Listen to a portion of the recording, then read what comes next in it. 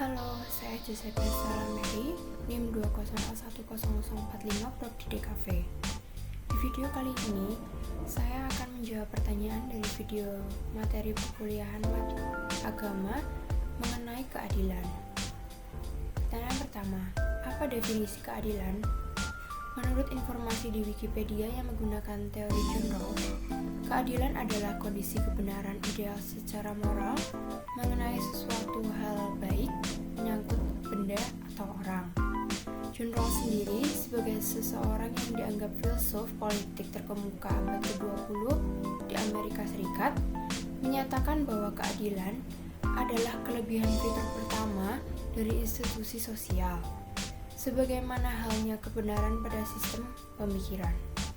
Lalu, menurut Sanjay Agarwal, kebenaran moral berdasarkan etika, hukum alam, konstitusi universal, agama, kesetaraan martabat, kesetaraan derajat manusia, termasuk ketiadaan diskriminasi terhadap perbedaan suku, agama, ras, gender, kelompok, golongan, disabilitas, status sosial, dan selalu dipertimbangkan secara jernih berdasarkan rasionalitas yang sehat.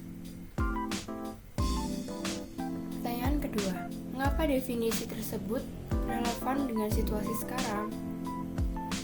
Definisi keadilan menurut Sanjay Agarwal relevan dengan situasi sekarang, khususnya selama masa pandemi ini. Selama masa pandemi terjadi, ada protokol kesehatan yang wajib dilaksanakan oleh seluruh masyarakat di Indonesia demi kebaikan bersama. Namun, masih banyak orang yang tidak mematuhi protokol kesehatan tersebut sehingga menimbulkan bahaya terhadap orang lain yang berada di sekitarnya. Dan pada akhirnya, pemerintahan pun merilis peraturan baru untuk menegaskan protokol kesehatan tersebut. Dari surat yang dikeluarkan oleh Kapolri Jenderal Idam Aziz terkait penegakan protokol kesehatan, terdapat salah satunya yang berisi mengenai penegakan hukum dari para jajaran kepolisian tanpa pandang bulu terhadap para pelanggar protokol kesehatan yang mengganggu keamanan dan ketertiban masyarakat.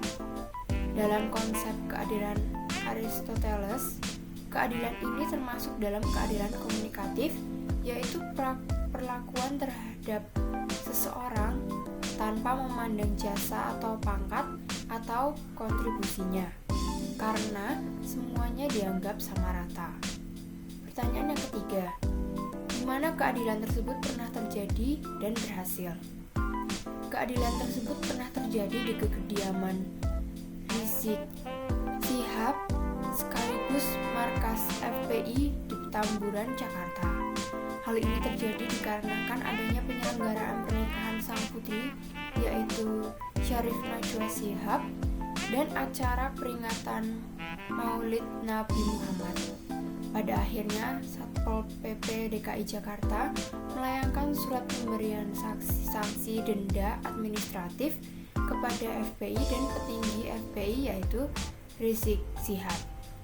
Selain hal ini, di seluruh Indonesia juga terdapat larangan untuk melaksanakan kegiatan beragama yang mengharuskan orang untuk berkumpul bersama-sama atau berkerumun bersama di dalam suatu tempat, seperti larangan untuk mengadakan ibadah atau misa di gereja, sholat di masjid, acara barongsai dari genteng, dan lain-lain.